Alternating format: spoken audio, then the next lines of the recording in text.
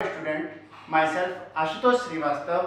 बच्चों last class में हमने सातत्यता पढ़ा था जिसे कंटिन्यूटी कहते हैं और उस पर बेस हमने कुछ ग्राफ देखे थे। ग्राफ के अलावा कुछ जो क्वेश्चन करके देखे थे कि किस तरह से क्वेश्चन में अप्लाई किया जाता है।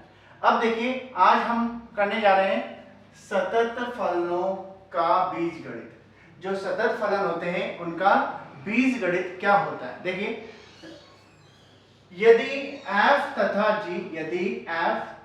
g दो ऐसे वास्तविक फलन हैं जो एक वास्तविक संख्या a के लिए सतत है। f और g दो ऐसे वास्तविक फलन हैं कि वो एक वास्तविक संख्या है जिसके लिए x बराबर a के लिए क्या है, सतत है।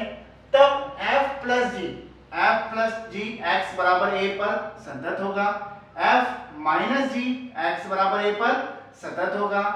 f इंटू जी, ये यहाँ डॉट लगा हुआ है इसका मतलब है इंटू f गुणा जी भी x बराबर ए पर क्या होगा, सतत होगा। इसी तरह से f अपॉन जी x बराबर ए पर सतत होगा। अब देखिए f प्लस जी f माइनस जी है क्या। जैसे हम बात करें कि fx बराबर साइन x और gx बराबर हम ले लेते हैं cos x। हम जानते हैं कि sin x और cos x दोनों एक सतत फलन है क्योंकि हम इसके ग्राफ भी बनाते हैं तो ग्राफ रेगुलर बनते हैं और वैसे भी अगर हम क्वेश्चन को सॉल्व करेंगे तो सतत ही होगा। देखिए इसका मतलब fx प्लस gx करें या फिर माइनस करें तो ये क्या होगा, sin x plus cos x हो जाएगा और या फिर माइनस cos x हो जाएगा। इसका मतलब fx प्लस gx फलन होगा या fx माइनस gx होगा तो वो भी सतत होगा। इसी तरह से f इंटू जी और f अपॉन जी में भी सतत होगा। अगर f सतत है और g सतत है किसी बिंदु x बराबर a पर तो f अपॉन f इंटू जी भी क्या होगा, सतत होगा। क्लियर है बच्चों। देखिए नेक्स्ट बात करते हैं हम संयुक्त फलनों की सातत्यता। अब सबसे पहले बात आती है कि संयुक्त फलन होते क्या हैं। देखिए एक फलन है fx बराबर cos x और दूसरा फलन ले लिया gx बराबर x क्यूब। ये दो फलन है और अगर हम इसके लिए fog x ज्ञात करें तो ये जो fog x है वो है संयुक्त फलन। इसको किस तरह से ऑपरेट किया जाता है, ये हो जाता है f g of x हो जाता है। क्या हो जाता है, f g of x। अगर हम गॉफ ज्ञात करते तो क्या हो जाता, g f of x हो जाता। यहाँ fog ज्ञात कर रहे हैं तो f g of x हो गया। अब gx की वैल्यू क्या है, gx की वैल्यू है हमारे पास x क्यूब तो ये x क्यूब लिख दिया। अब fx क्या था, cos x तो यहाँ x की जगह क्या पुट कर देंगे, x क्यूब पुट कर देंगे तो ये हो जाएगा cos x क्यूब। ये तो हो गया हमारा संयुक्त फलन कि संयुक्त फलन क्या होते हैं। fog भी हो सकता है, gauge भी हो सकता है, f भी हो सकता है, कुछ भी हो सकता है। ठीक है, जिस तरह से होगा ऑपरेट सभी को इस तरह से किया जाता है। अब देखिए बोला गया है कि यदि फलन f तथा g वास्तविक मानीय फलन है तथा बिंदु x बराबर a पर gx सतत है। जो फलन gx है, कोई बिंदु है x बराबर a पर क्या है, सतत है तथा gc पर fx सतत है।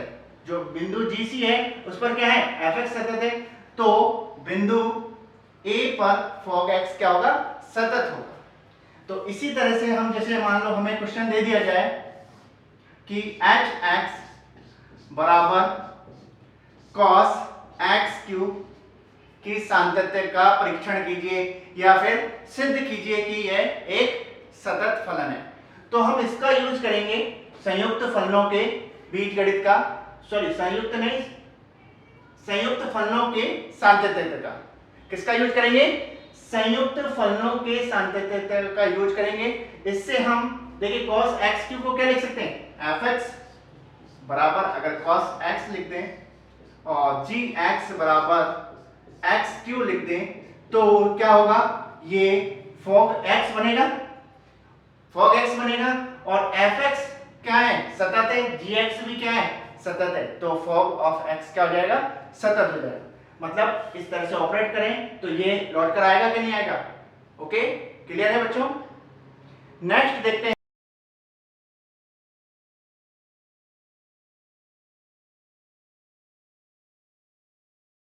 इक्वल 2x प्लस 3 यदि x less than equal to 2 और 2x माइनस 3 यदि x ग्रेटर देन 2। एक्सरसाइज 5.1 का क्वेश्चन नंबर 6 है ये। देखिए इसमें बोला गया है कि अशांत तत्व के हमें बिंदु ज्ञात करने हैं यदि कोई है तो। देखिए इसके लिए हमें क्या करना होगा, पहले इसको जो बिंदु है यहाँ पर, जैसे x इक्वल टू 2 और less than x less then 2 और x ग्रेटर देन 2 दे रखा है। इसका मतलब x बराबर 2 पर हम इसका सामंजस्य का परीक्षण कर सकते हैं कि x बराबर 2 पर ये जो फलन है सतत है या नहीं। अगर x बराबर 2 पर फलन सतत आ जाएगा तो हम कह देंगे कि असामंजस्य का कोई बिंदु नहीं है, और अगर x बराबर 2 पर फलन सतत नहीं आता है तो हम कह देंगे x बराबर 2 पर फलन क्या है, असतत है। ओके, करते हैं स्टार्ट। क्या करते थे, LHL ज्ञात करना होगा, RHL ज्ञात करना होगा और बिंदु पर फलन का मान ज्ञात करना होगा। x बराबर 2 पर f2, x बराबर 2 के लिए फलन क्या है बच्चों, देखो x बराबर 2 के लिए फलन है 2x प्लस 3। तो 2x प्लस 3 में x के स्थान पर अगर हम 2 रख दें तो ये हो जाएगा 2 दूनी 4 प्लस 3 7 आ जाएगा। फलन का मान आ गया हमारे पास 7। इसी तरह से हम LHL और RHL ज्ञात करते हैं। LHL ज्ञात करेंगे तो limit h tends to 0 f a minus h होता है फॉर्मूला। तो a क्या होता है, बिंदु होता है। यहां पर a कितना है बच्चों, 2 है, तो 2 माइनस h हो जाएगा। और f 2 माइनस h से क्या मतलब है, 2 माइनस h एक माइनर वैल्यू है, h एक माइनर वैल्यू है, तो यहाँ पर 2 माइनस h का मतलब हो जाएगा 2 से कम। और 2 से कम के लिए फलन x लेस देन 2, 2 से कम के लिए फलन क्या है, यह 2x प्लस 3। तो यहाँ पर x के स्थान पर क्या रख दें, 2 माइनस h रख दें। fx होता है ना, तो x की जगह क्या है यहाँ पर 2 माइनस h, तो यहाँ पर 2 माइनस h रख दिया प्लस 3। इसको सॉल्व कर लेते हैं। लिमिट h टेंड्स टू 0 2 दूनी 4 माइनस 2h प्लस 3 हो जाएगा। और h टेंड्स टू 0, h की जगह 0 पुट करें तो ये आ जाएगा 4 प्लस 3 बराबर 7 आ जाएगा। इसके बाद RHL याद कर लेते हैं। RHL limit h tends to 0 f 2 plus h limit h tends to 0 2 plus h। देखिए 2 प्लस h के लिए जो फलन है बच्चों वो क्या है, ग्रेटर देन 2 के लिए फलन है 2x माइनस 3। ओके, तो 2x माइनस 3 में हम x के स्थान पर क्या पुट कर देंगे, 2 प्लस h पुट कर देते हैं। तो x के स्थान पर हमने लिख दिया 2 प्लस h माइनस 3। तो ये हो गया हमारा limit h tends to 0 2h minus 3। h की जगह अगर 0 पुट करें बच्चों तो ये बनेगा 4 माइनस 3, और 4 माइनस 3 कितना होगा, 1 होगा। LHL की वैल्यू है 7, RHL की वैल्यू है 1 और बिंदु पर फलन का मान है 7। तो LHL और बिंदु पर फलन का मान तो इक्वल है लेकिन RHL इक्वल नहीं है, तो लिख देते हैं हम, क्योंकि LHL equal F2 not equal RHL, अतः x बराबर 2 पर फलन सतत नहीं है। x बराबर 2 पर फलन सतत नहीं है। क्लियर। देखते हैं नेक्स्ट क्वेश्चन है क्वेश्चन नंबर 9। क्वेश्चन नंबर 9 में भी फलन जो दे रखा है वो है x upon modulus of x यदि x less then 0 and x greater than equal 0 के लिए फलन की जो वैल्यू है वो है -1। तो इसमें भी हम सबसे पहले बिंदु पर फलन का मान x = 0 पर f0 आ जाएगा हमारा। f0 कितना दिया हुआ है? -1 दिया हुआ है, तो f0 की वैल्यू हो गई -1। अब LHL याद कर लेते हैं। LHL limit h tends to 0 f0 minus h limit h tends to 0 x के स्थान पर क्या पुट कर दें? 0 माइनस h पुट कर देते हैं। 0 minus h upon 0 minus h limit h tends to 0। देखिए ध्यान दीजिएगा बच्चों, यहां पर 0 माइनस h है लेकिन मॉडुलस है, तो मॉडुलस की वजह से ये प्लस h हो जाना है और ये माइनस h से h कैंसिल हो जाना है, तो कितना हो जाएगा? -1 आंसर आ जाएगा। क्लियर? ये आया हमारा LHL। देखिए ध्यान दीजिएगा, बहुत सी बार स्टूडेंट इसको कट ना करके h = 0 पुट कर देते हैं, तो 0 पुट करेंगे तो 0/0 बन जाएगा और 0/0 होता है अनिर्धारित रूप, इनडिटरमिनेट फॉर्म, जिसे हम फाइंड नहीं कर सकते। तो हमने अनिर्धारित फॉर्म जो थी, अनिर्धारित रूप थे, वो हमने 11th क्लास में पढ़े हैं। तो ध्यान रखिएगा, पहले हम इसको सॉल्व करते हैं जितना हो सकता है, फिर लिमिट पुट करते हैं। ओके, नेक्स्ट है RHL फाइंड कर रहे हैं हम इसका। RHL याद कर रहे हैं। RHL हो जाएगा limit h tends to 0 f0 plus h, f0 plus h करेंगे तो ये हो जाएगा limit h tends to 0 x के स्थान पर क्या पुट कर दें? 0 प्लस h पुट कर रहे हैं, तो 0 plus h upon modulus of 0 plus h, तो ये होगा h अपॉन h हो जाएगा और h अपॉन h कटेगा तो ये आ जाएगा 1। साथ में लिमिट h टेंड्स टू 0 लिखेंगे। ओके, ये बनाया, ये -1 आया और बिंदु पर फलन का मान -1 आया। इसका मतलब यह फलन भी x बराबर 0 पर सतत नहीं है, तो लिख देते हैं, क्योंकि LHL equal f0 not equal RHL, अतः x बराबर 0 पर फलन सतत नहीं है। ओके, सतत नहीं है, इसका मतलब असांतत्य का बिंदु इसमें हो गया 0 और इसमें हो गया 2। क्लियर है? नेक्स्ट क्वेश्चन देखते हैं आप। नेक्स्ट क्वेश्चन है हमारा क्वेश्चन नंबर 15। क्वेश्चन है f(x) बराबर 2x दिया हुआ है जब x का मान लेस देन 0 है और 0 less than equal x less than equal 1 है, तो फलन का मान है 0। इसी तरह से for x दिया हुआ है जब फलन का मान 4x दिया हुआ है जब x ग्रेटर देन क्या है? 1 है। ओके, तो इसमें जो फलन है उसके सातत्य पर विचार करना है कि ये फलन सतत है या असतत। तो सबसे पहले देखिए कि किस किस बिंदु पर हम चेक करें कि ये फलन सतत है या नहीं। तो ध्यान दीजिए, x लेस देन 0 के लिए फलन है हमारे पास, x ग्रेटर देन इक्वल 0 के लिए फलन है और x ग्रेटर देन 1 के लिए फलन है, इक्वल के लिए भी है। मतलब 0 के लिए हम मान ज्ञात कर सकते हैं, 0 माइनस h के लिए ज्ञात कर सकते हैं, 0 प्लस h के लिए कर सकते हैं। इसी तरह से x बराबर 1 पर फलन का मान ज्ञात कर सकते हैं, x बराबर 1 प्लस h और x बराबर 1 माइनस h का मान ज्ञात कर सकते हैं। इसका मतलब हम क्या करेंगे, x बराबर 0 और x बराबर 1 पर फलन का सातत्य का परीक्षण करेंगे। करते हैं, देखिए x बराबर 0 पर f0 कितना होगा? फलन का मान है 0।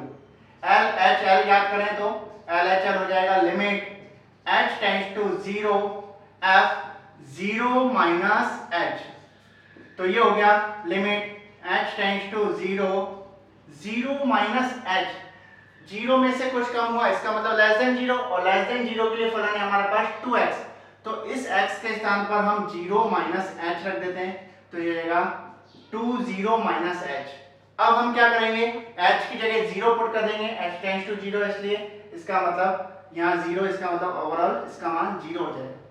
RHL ज्ञात करते हैं, इसी तरह से RHL ज्ञात करेंगे तो limit h tends to 0 f0 plus h, f0 plus h करने पर क्या होगा, यहाँ पर ग्रेटर देन 0 बनेगा, और x का मान जब ग्रेटर देन 0 है तो फलन का मान कितना है 0, तो ये इसका मान हम डायरेक्ट 0 लिख सकते हैं। देखिए यहाँ भी 0 आया, LHL भी 0 आया और RHL भी 0 आया, तीनों मान इक्वल है, इसका मतलब हम लिख देंगे x बराबर 0 पर फलन सतत है, क्योंकि LHL बराबर RHL बराबर F0, अतः x बराबर 0 पर फलन सतत है, x बराबर 0 पर फलन सतत है। ओके, अब x बराबर 1 पर चेक करते हैं, x बराबर 1 पर f1 की वैल्यू क्या है बच्चों, f1 के लिए भी फलन का मान कितना है 0, इक्वल लगा हुआ है ना, इसका मतलब 0 हो गया, f1 का मान भी 0। LHL ज्ञात करें तो LHL limit h tends to 0 f1 minus h, तो f1 माइनस h करेंगे तो ये हो जाएगा लेस देन 1 बनेगा, और लेस देन 1 के लिए जो वैल्यू है वो फलन की कितनी है 0, तो डायरेक्ट 0 आ रही है, तो ये लिमिट लगाने की हमें आवश्यकता नहीं है। लिमिट कब यूज करेंगे, जब तक h चलेगा, 1 माइनस h लेस देन 1 हो गया, और लेस देन 1 के लिए फलन का जो मान है 0 है। RHL भी ज्ञात कर लेते हैं, RHL limit h tends to 0 f1 plus h, और 1 प्लस h का मतलब ग्रेटर देन 1, और ग्रेटर देन 1 के लिए जो फलन है वो है हमारे पास 4x, तो इसमें x के स्थान पर हम 1 प्लस h रख देते हैं, x के स्थान पर हमने 1 प्लस h रख दिया, यहाँ पर x के स्थान पर 1 प्लस h रखा, तो ये आएगा limit h tends to 0 4 plus 4h, इसका मतलब h इक्वल 0 रखने पर ये हो जाएगा 4।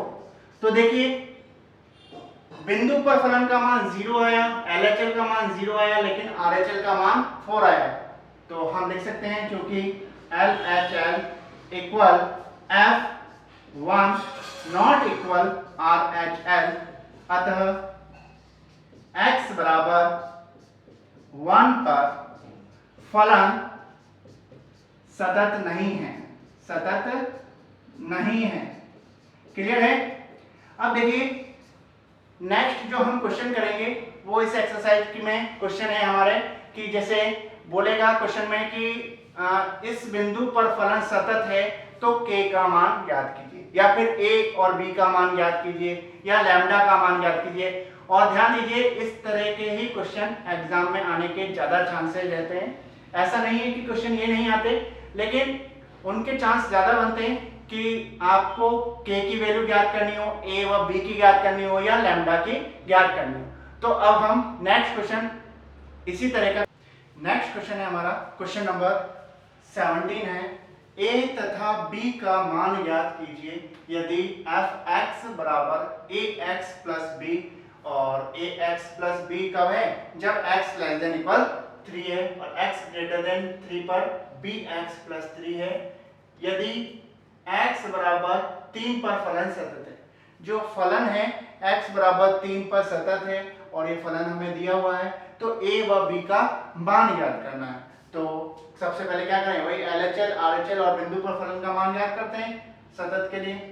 x बराबर 3 पर, x बराबर 3 पर f3 कितना हो जाएगा, f3 x बराबर 3 के लिए x के स्थान पर क्या रखते हैं 3 रखते हैं, तो ये हो जाएगा 3a प्लस 1।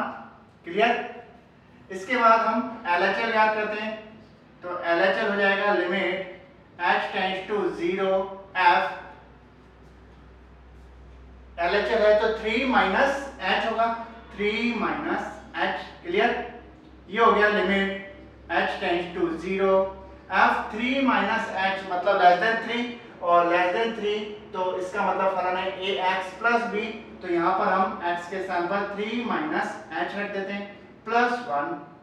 अब h टेंड्स टू 0, h की जगह अगर 0 पुट कर दे बच्चों तो ये हो जाएगा 3a प्लस b, ये हो जाएगा 3a प्लस b, नहीं सॉरी 3a प्लस 1। ओके, तो ये 3a प्लस 1 आ गया। इसी तरह से RHL ज्ञात करें तो RHL हो जाएगा हमारा limit h tends to 0 limit h tends to 0 f 3 plus h, और 3 प्लस h का मतलब होता है ग्रेटर देन 3, और ग्रेटर देन 3 के लिए जो फलन है वो है bx प्लस 3। तो x के स्थान पर हम क्या रख दें, 3 प्लस h रख देते हैं, तो ये हो जाएगा b 3 plus h plus 3। Okay, इसका मतलब h इक्वल टू अगर 0 यहाँ पुट करेंगे तो ये बन जाएगा 3b प्लस 3। क्लियर। अब क्वेश्चन में दिया गया है कि x बराबर 3 पर जो फलन है वो सतत है, तो x बराबर 3 पर फलन सतत है, तो यहाँ पर हम लिख सकते हैं कि LHL बराबर RHL बराबर बिंदु पर फलन का मान होगा, क्योंकि x बराबर 3 पर फलन सतत है। इसका मतलब LHL क्या है, 3a प्लस 1, RHL है 3b प्लस 3, और F3 है 3a प्लस 1। इनमें से किन्हीं दो को हम इक्वल ले लें तो 3a प्लस 1 बराबर 3b प्लस 3 हो जाएगा। इसका मतलब इसका इधर पक्षांतर कर देते हैं तो ये हो जाएगा 3a माइनस 3a बराबर 3b और प्लस का 3 और ये माइनस का 1 हो जाना है। इसके बाद यहाँ पर 3a बराबर बन गया 3b प्लस 2, इसका मतलब a की जो वैल्यू आई वो आ गया हमारे पास 3b प्लस 2 अपॉन 3। इसी तरह से या तो a की या फिर हम b की वैल्यू ज्ञात कर सकते हैं। यहाँ से दोनों वैल्यू एक साथ नहीं निकल सकती, a का मान b की फॉर्म में आएगा या b का मान a की फॉर्म में होगा। क्लियर है। नेक्स्ट क्वेश्चन है क्वेश्चन नंबर 27। इसमें बोला गया है k का मान ज्ञात करना है यदि x बराबर 2 पर फलन क्या है, सतत है। तो करते हैं k का मान ज्ञात। x बराबर 2 पर फलन सतत है तो सबसे पहले x बराबर 2 पर f2 के लिए फलन है kx स्क्वायर। इसका मतलब यहाँ पर x की जगह 2 पुट कर देते हैं तो ये हो जाएगा 2 का स्क्वायर, ये हो गया 4k। 2 का स्क्वायर कितना होता है, 4।